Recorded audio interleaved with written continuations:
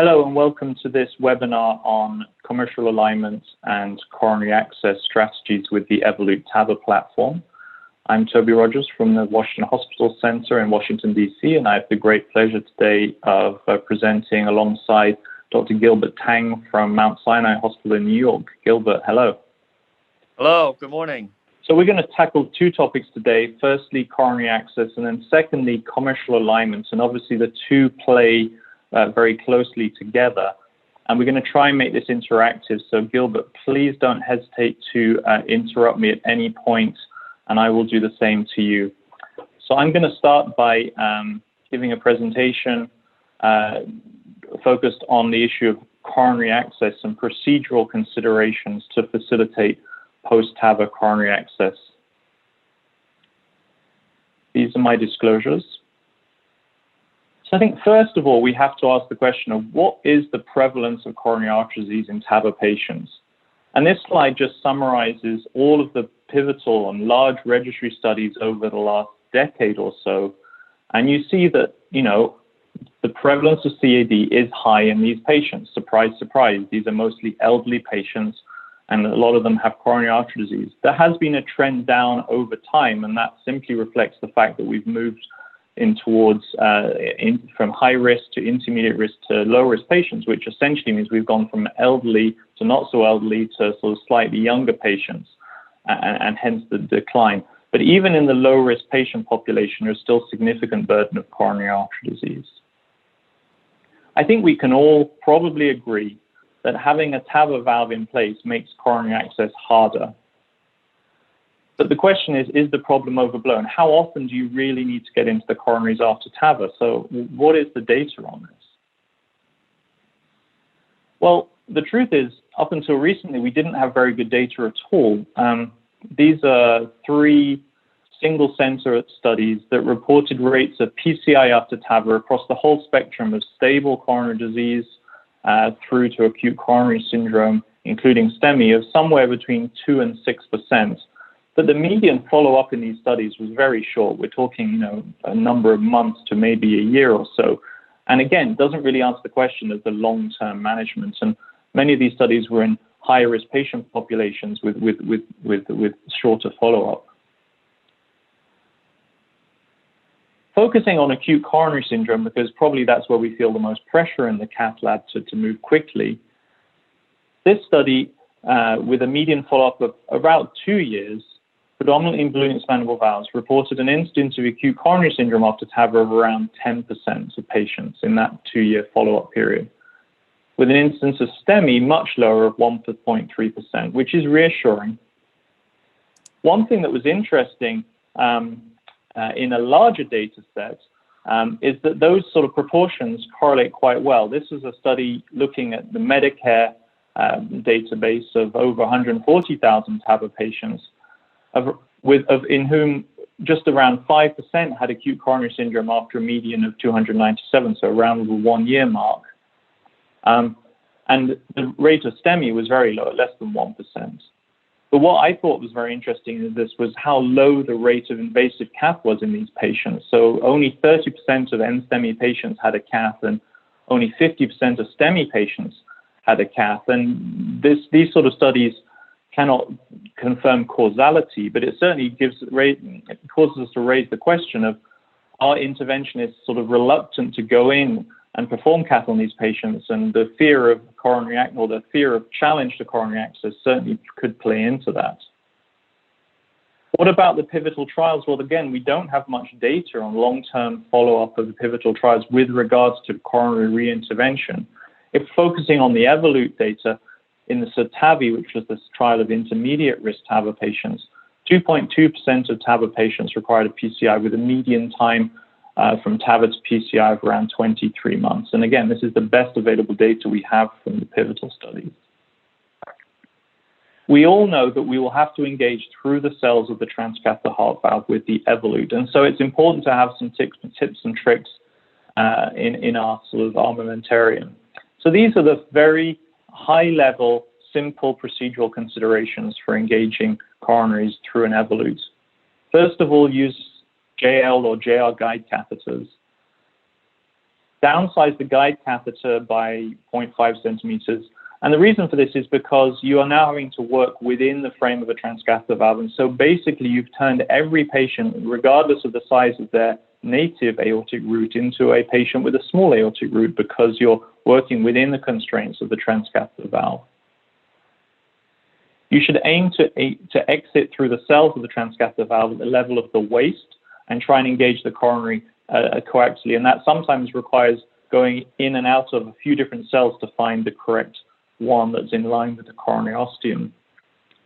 With regards to PCI, I think you should be prepared to use guide extension catheters liberally. You may not always be able to get the guide catheter all the way in, and guide extensions can be very useful. And finally, it's always good practice, I think, to remove the guide catheter over a wire so as not to risk entrapping the guide catheter in the top of the diamond of the cell that you're working through. This is just an example of a patient I cathed just a few days ago. She'd had some atypical symptoms after TAVR, and so we decided to repeat her cath. You can see here, engaging the left coronary was actually very easy, just down into the sinus and then straight through, and with a very nice coronary engagement. She'd had PCI in the mid-LAD, and we confirmed that the stent looked fine. The right coronary can be a little bit more challenging because it's sometimes difficult to know the height at which it comes off. Here you can see just trying initially with the JR4 diagnostic catheter, and you see maybe the coronary ghosting in that shot here. I find that performing an aortogram can be very useful in this scenario, just to really understand where the coronary comes off, and then you can find the correct cell to engage through to take the picture. So it is really important to know your transcatheter heart valve, to understand not just the geometry of the frame, but also the geometry and where the skirt and the commissural suture posts are attached to the valve frame. And the C-tab in the Evolut shows you where one of the commissural suture posts are, and you can then infer where the other two are in relation to that. Of course, it's going to be much easier to engage down at the nadir of a sinus than it is close to one of those commissural suture posts. And so commissural alignment is very important. You can all, I think it's pretty obvious and intuitive that the patient on the left, in whom the commissures of the transcatheter valve line up with the native commissures, is going to be much easier to engage that coronary than the patient on the right, who has a commissural suture post right in front of the coronary. And this, I think, is particularly relevant in patients with small annulus and small sinus and small aortic root just generally. You can see this is two patients, the four panels on the left, with very little room down in that root, but the commissures are beautifully lined up with the native commissures, and there will be room through the cells, the nadir of those neosinuses to engage the coronaries, versus the patient on the right, again with very little room in the sinuses, but a commissural suture post right in front of the left main and another one almost directly in front of the right coronary. So how can we optimize commissural alignment? And I'm not going to go into much detail because, Gilbert, this is going to be the focus of your talk in a moment. But it's important to understand that the delivery system of the Evolut has spines that dictate how the delivery system navigates the aortic arch. And Gilbert's going to show this again, but there is a hat marker on the outer curve on the delivery system that, if it's positioned on the outer curvature of the ascending aorta as you go round, will maximize and optimize the position of where the commissures land. And Gilbert's going to explain how, by positioning the flush port at 3 o'clock as we advance through the groin, can maximize the chances of landing the commissures in the correct alignment once you get to the valve. I think more data is needed. We need better epidemiology of acute coronary syndrome after TAVR, particularly in low-risk patients who are going to live longer and are more, therefore have more time to develop a progression of coronary disease and need more coronary interventions. We need better estimates of the need for angiography after TAVR and success rates using contemporary transcatheter heart valves. And Gilbert's going to show you the original, his data from Mount Sinai on this 3 o'clock flush port technique.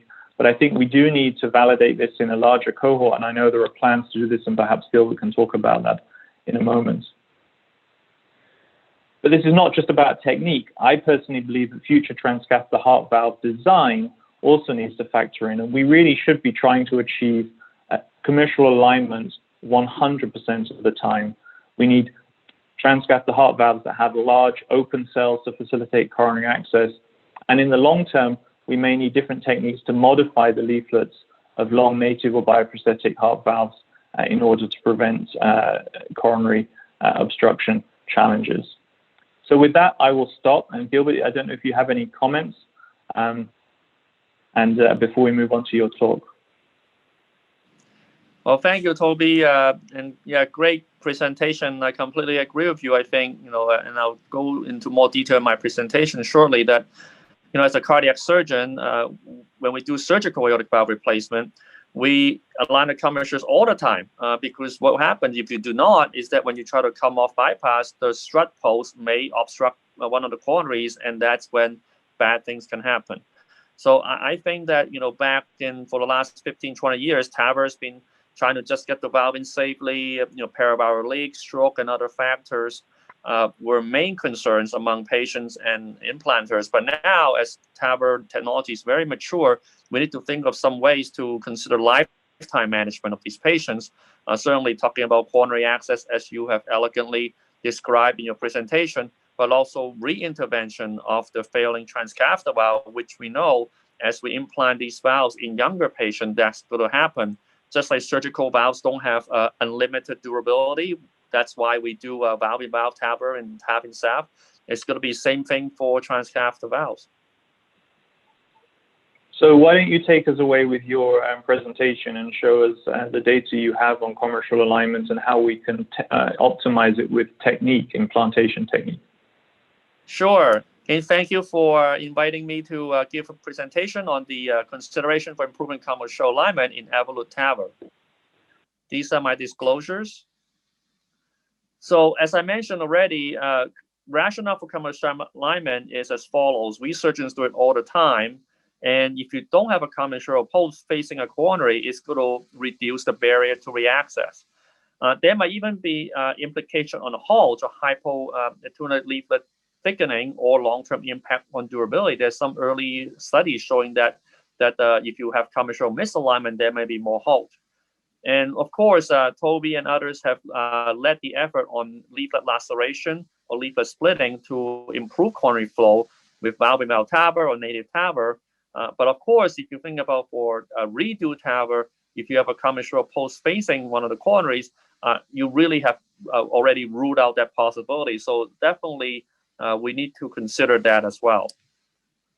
So I want to show you a presentation that I recently presented at the TCT Connect this year on some of the studies looking at Evolut low-risk CT sub-study and how to compare between the conventional flush port insertion technique versus the modified technique that Mount Sinai have been doing for the last year and a half. So what we did essentially, we look at the Evolut low-risk CT sub-study, which had all the CT scans done after Evolut TAVR, and looking at the impact of the delivery system head marker deployment orientation and how it might result in commissural overlap with a coronary. And what we did after that was to compare the conventional flush port insertion technique at 12 versus the modified one at 3, and to determine the incidence of optimal head marker orientation and commissural alignment. So in the Evolut low-risk CT substudy, there were 220 patients who were analyzable post-CT to allow us to do this. And about 154 of them had actually also procedural fluoroscopy to allow us to validate the head marker orientation during deployment. And we classify the head marker as follows: outer curve, center front, inner curve, and center back. And these cases in a low-risk trial were done with the conventional flush port insertion technique at 12 o'clock. After that, we compare with 240 patients from a single center at Mount Sinai, implanted using the modified technique and looking at commissural overlap with the coronary defined as 0 to 20 degrees apart. Here's what it looks like. You can see what the head marker is. So in the left side, the arrow shows you the head marker is an outer curve. If you do the cus overlap implant technique, the head marker will typically be facing you directly. There's also sometimes you can see at the inner curve where the head marker in the inner curve of the aorta, and finally center back is very light in color. Now, how does this happen? Well, here is how it looks. you can see that the head marker on the left side, this is how the Evolut valve is loaded, is roughly 90 degrees from where the C-tab, which represents one of the commissures, is mounted. So there's this mathematical relationship that remains constant as you deploy the valve. Now, where is this flush port located? You can see here that the flush port is right on the gray handle. And rather than putting it into the femoral artery at 12 o'clock facing up to the ceiling, we've been doing that at 3 o'clock, which means away from the operator. And by doing so, we believe that we can improve commissural alignment with the Evolut system. So this study, you can see the breakdown. There were 249 patients in the CT sub-study. After excluding some of the patients with more than one valve implant or surgery, there were 247 Evolut implants. There were some of them that the CT either had no CT follow-up or poor quality. So we're left with 220 patients who were analyzable CTs. And among those, there were some of the patients who had no fluoroscopy available. So in the end, we're 154 patients that we can validate this technique with the head marker and this post-CT. Here's what the post-CT looks like. You can see here how we define the different position of the C-tab. You can see here, majority of time is the inner curve. 10% of time is in center front. Where you can see how we know that is by the C-tab represent one of the commissures. At the bottom panels, you can see at the outer curve, it's around 28%. You can see that represent one of the commissures. And finally, center back is relatively rare. And what I draw here, the lines representing the takeoff of the coronaries. Now on fluoroscopy, you can tell where the C-tab is by looking at this at the coplanar view. You can see here. So on the left side, majority of time, as I mentioned, is at the inner curve. Some of them in the center front, some of them in the outer curve. You can see the black there, and then the reverse C there. So what we found is essentially compared to the modified 3 o'clock technique of 240 patients out center, there's a significant improvement of the head marker at the outer curve or center front at the time of procedure, well over 90%. And you can see here, this is statistically significant. The implication of that is that you can see with the conventional technique, when we look at the post-CT analysis, that the head marker at the inner curve or center back, which represent by the orange bars, has much higher incidence of severe coronary overlap with the left main, right coronary, both coronaries, or one of both coronaries. You can see it's, but whereas if you looking at the head marker at the outer curve or center front, at the with the dark green bar, is much lower. But overall, you can see the bright blue bar is still around 27% the left main or the right coronary, and about 41% one or both coronary with severe overlap with the conventional technique. Now, if you look at the modified technique with 240 patients at Mount Sinai using the 3 o'clock flush port technique, you can see here the overall incidence is much lower, 14% of the left, 11 on the right, and only around 20% facing one or both. Now, I want to mention that this is not a perfect technique. Remember, the delivery system of the Evolut catheter was not designed to achieve commissural alignment 100% of the time, but certainly this is a significant improvement. And I'll show you this with this very busy slide, but I want to just draw your attention to this orange box. And you can see that compared to the 12 o'clock with the 3 o'clock, there's a significant reduction in the incidence of severe coronary overlap with the left main, the right, both coronary, and one of both coronaries. Now, again, this is driven primarily, if you look at the green, the blue box, that look at the difference between the improvement from the 12 o'clock to the 3 o'clock position in getting the head marker to the outer curve or center front, going from 69.5% all the way to 93.3%. So in summary of this study, we believe that the head marker, the outer curve and center front does improve commissural alignment with the Evolut system and reduces severe coronary overlap in low-risk patients as validated by the CT's sub-study. It also validated the Floral CT co-registration technique that we previously published in the Align TAVR paper. You can see compared to the 12 o'clock insertion technique, the conventional technique, the modified technique really significantly improved the head marker orientation. And these data suggest that the modified technique may facilitate future coronary access, but as Toby mentioned, needs to be validated in a larger cohort and should be strongly considered when doing the Evolut TAVR. I want to show you a quick animation looking at how this head head marker orientation works. And you can see the head marker on this animation on the Evolut system is the outer curve. And when you do your cusp overlap technique, essentially it goes to the center front facing you directly on fluoroscopy.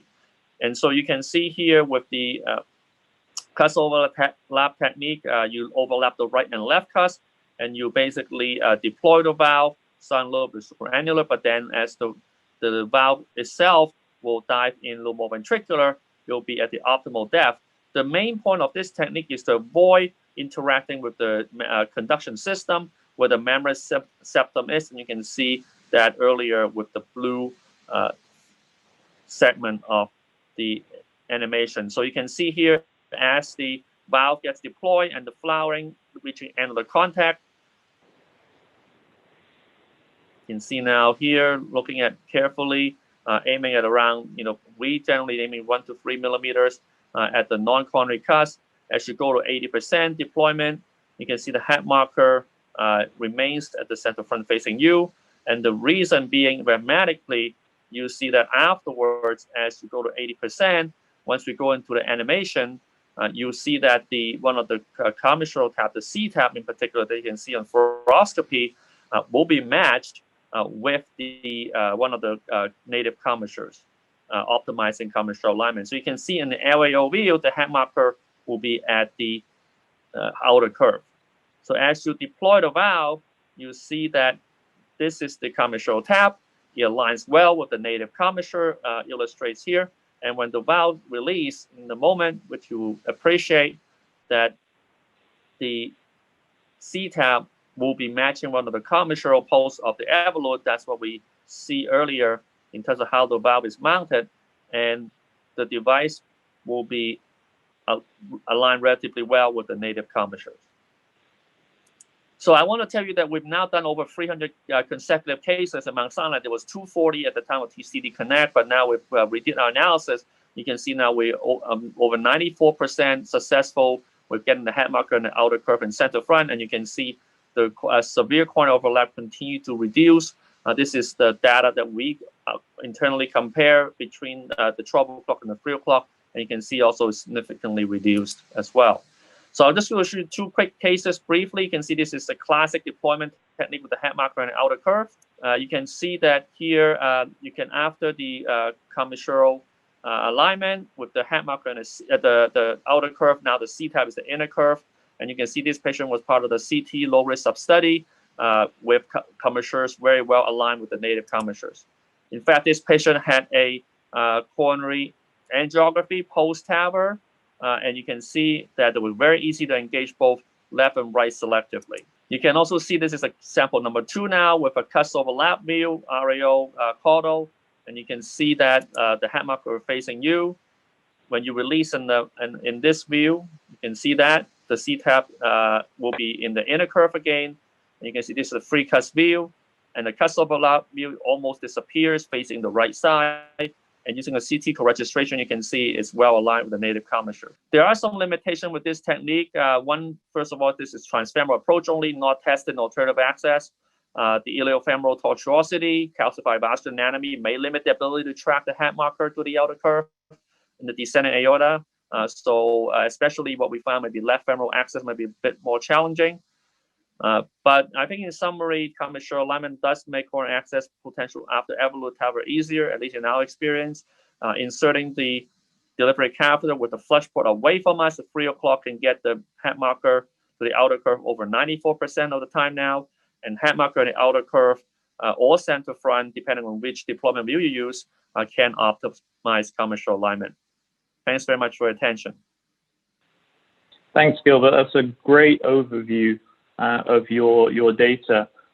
I think it's worth pointing out that the C tab is a useful research tool, but it's not useful actually in the cath lab when you're implanting, right? The point at which you can see the C tab, you've already deployed and you're committed. So the focus should be on the marker. So just one question for you. If you're coming around the arch and the marker is on the inner curvature, what maneuver should you do to get it back in the correct position? Well, first of all, I don't recommend anyone torquing or twisting the delivery catheter too much because we don't know what it can lead to. But typically, what I would say is that when you insert the delivery system at a 3 o'clock flush port position, as I mentioned the data, 94% of the time, the head marker will be the right spot.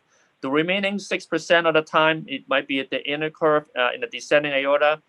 Anecdotal, we've done what we call a flip, which will rotate the delivery catheter by 180 degrees and we'll go the outer curve. But I would caution that for anyone who's not experienced with this, because we still don't know what the impact is on the delivery system. You know, at the end of the day, I think you want to do it safely, but at least with the current generation design, you can achieve the head marker over 94% of the time. Yeah, I mean, I think I agree with you that coming round and backwards, forwards and backwards over the arch is never a good maneuver. But certainly as you're coming up the descending, that's, you know, you can already get a feeling as to which way the marker is, and it may well be that with minor maneuvers. But it is important to understand that the spines on the delivery system do not allow you to rotate it once you're around and down in the root. And so that's the one maneuver you should never try and do, is twist it and put a lot of torque into it when you're around the arch. So if you're going to do anything, right, you have to come back round to the descending and then twist it, but not once you're around the arch. And I think that's a really important point to make. That's right. Yeah, and I guess, like I said, in our experience over 300 consecutive cases now, is well less than 10% of the time that when you insert the delivery system into the descending aorta, that the head will be the inner curve. It's highly unusual. It may happen more so with left femoral access, but with right femoral access, we've never had, almost never had that issue. Yeah, so I mean, I think that the sort of the take-home message really should be that simple maneuver of putting the flush port at 3 o'clock maximizes the chances of landing the commissurals in the right place. It's not a guarantee, and you've highlighted that there is always this percentage in whom it's not going to be perfect, and clearly there's room there from an engineering perspective going forwards to optimize that. But we should be trying to achieve the best result we can with the current technology, and clearly this has implications for coronary access. So I think it's time to wrap up. I'd like to thank everyone for watching. Gilbert, thank you again. For more detail, for more discussion, I'd like to encourage viewers to reach out to your Medtronic reps who can provide you details of future deep dive webinars into the topic of coronary access, commissural alignment. So thank you very much.